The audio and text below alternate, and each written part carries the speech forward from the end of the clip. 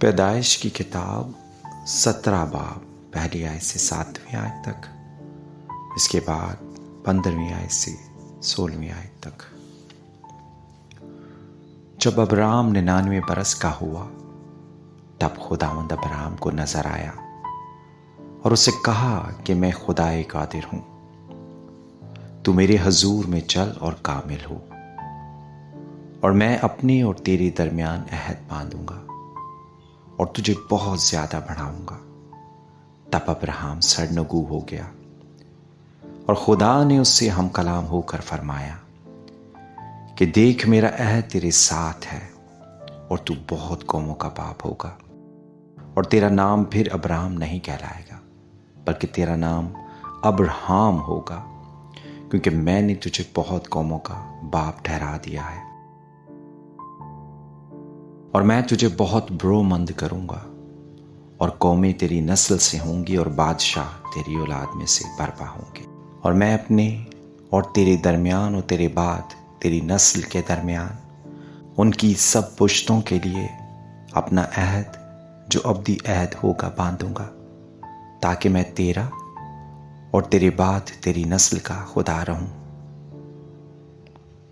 15ویں آیت سے، اور خدا نے ابراہیم سے کہا کہ ساری جو تیری بیوی ہے سو اس کو ساری نہ پکارنا، اس کا نام سارا ہوگا، اور میں اسے برکت دوں گا اور اس سے بھی تجھے ایک بیٹا بخشوں گا۔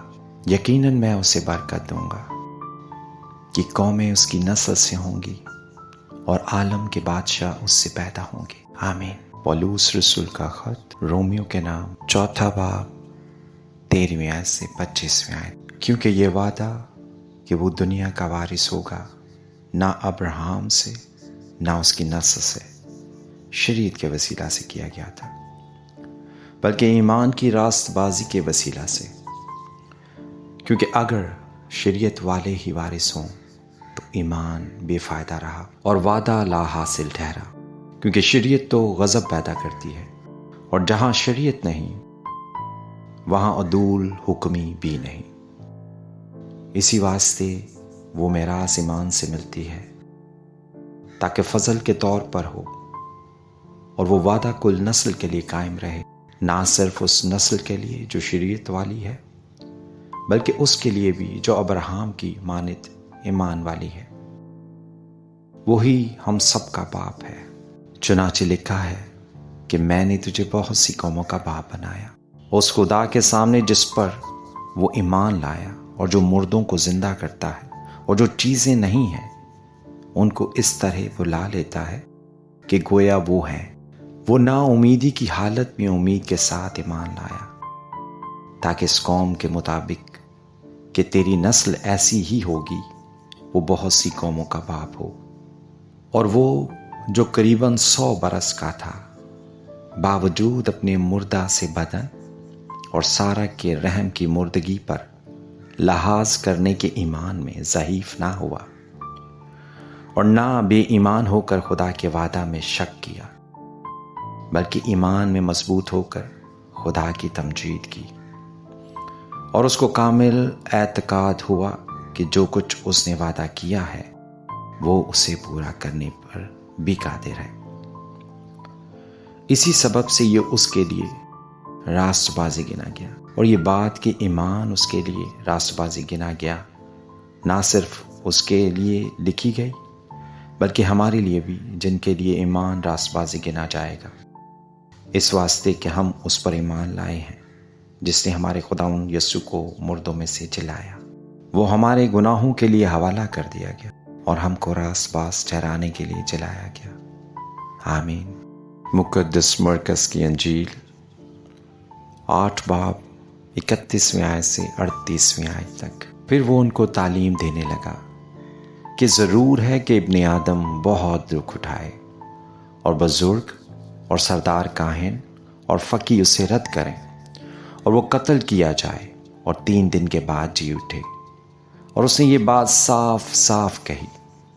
پطرس اسے الگ لے جا کر اسے ملامت کرنے لگا، مگر اس نے مڑ کر اپنے شاگردوں پر نگاہ کر کے پطرس کو ملامت کی اور کہا اے شیطان میرے سامنے سے دور ہو، کیونکہ تو خدا کی باتوں کا نہیں بلکہ آدمیوں کی باتوں کا خیال رکھتا ہے۔ پھر اس نے بھیڑ کو اپنے شاگردوں سمیت پاس بلا کر ان سے کہا، اگر کوئی میرے پیچھے آنا چاہے تو اپنی خودی سے انکار کرے اور اپنی صلیب اٹھائے اور میرے پیچھے ہو لے۔